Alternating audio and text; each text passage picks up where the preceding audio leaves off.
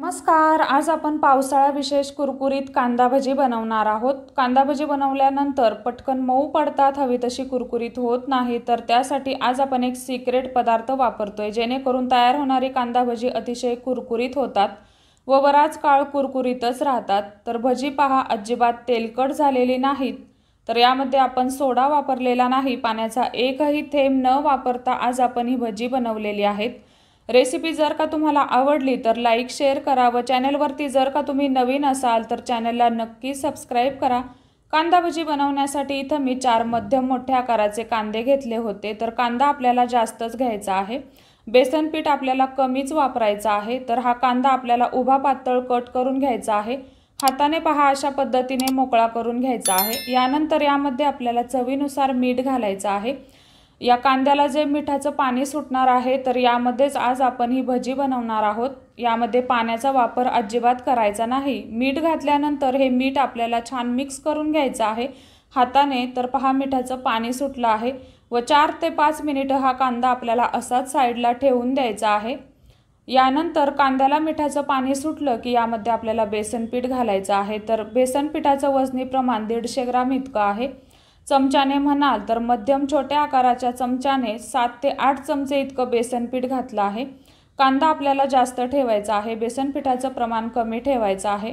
जसं लागेल तसं बेसन पीठ आपण यामध्ये घालणार आहोत। आता यानंतर यामध्ये मी 2 चमचे इतकं तांदळाचं पीठ घातलं आहे। तांदळाचं पीठ घातल्यामुळे कांदा भजी आपली छान अशी कुरकुरीत होतात। यानंतर 2 ते 3 चिमूट हिंग घालायचा आहे।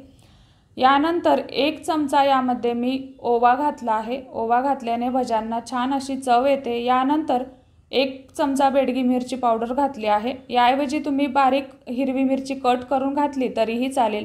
तर आता हा पहा आपला एक सिक्रेट पदार्थ, कॉर्नफ्लोअर इथं घातला आहे मी 1.5 चमचा। कॉर्नफ्लोअर तुम्हाला नक्की घालायचं आहे, अजिबात स्किप करायचं नाही। यामुळेच आपली कांदा भजी अतिशय कुरकुरीत होतात। एकदा तुम्ही नक्की वापरून पहा, तुमची भजी अप्रतिम असे तयार होतील, बराच काळ कुरकुरीत राहतील। तर आता हे बेसन पीठ यामध्ये घातलेलं आपल्याला छान असं मिक्स करून घ्यायचं आहे। मिक्स करत असताना यामध्ये आपण पाणी घालणार नाही, तर सावकाश असं मिक्स करायचं आहे। मिक्स करत असताना जर का तुम्हाला वाटलंच की हे खूपच घट्ट आहे, तर तुम्ही यामध्ये थोडंसं पाणी घालू शकता, अगदी 1 चमचा पाणी घालू शकता। पण मी यामध्ये अजिबात पाणी घातलेलं नाही व जसं लागेल तसं बेसन पीठ मी यामध्ये घातलं आहे। याला आपल्याला छान असं मिक्स करून घ्यायचं आहे। तर हे मिश्रण मला मिक्स करण्यासाठी जवळपास 3 ते 3.5 मिनिटे लागली। खूप घाई करायची नाही। जर का तुम्ही खूप घाई केली तर सुरुवातीलाच तुम्ही पाणी घालून बसाल, तर असं करायचं नाही। जसं आपण हे मिक्स करत जाऊ तसं तसं हे मिश्रण आपलं छान असं मिक्स होतं व पाण्याची गरज लागत नाही। तर आता हे आपलं भज्यांचं मिश्रण तयार झालं। तर यामध्ये मला परत बेसन पिठाची गरज लागली नाही। या कांद्याला बेसन पीठ छान असं कोट व्हायला हवं।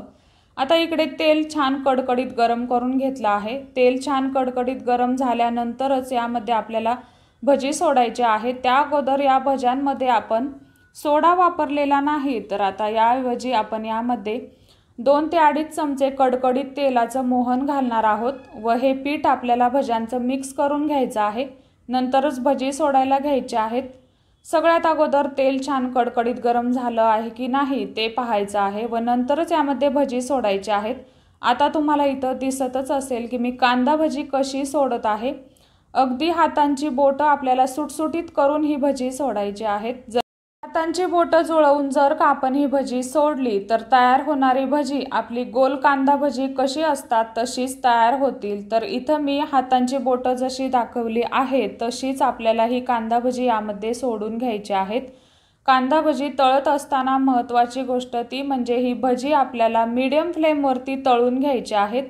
ज्यावेळी आपण ही भजी सोडतो त्यावेळी जी फ्लेम ठेवली आहे ती शेवटपर्यंत आपल्याला ठेवायची आहे व सतत अलटी पलटी करत ही भजी आपल्याला तळून घ्यायची आहेत। तयार होणारी भजी अतिशय कुरकुरीत तयार होतात। तळत असताना तेल जर का कमी गरम असेल तर भजी यामध्ये सोडायची नाहीत।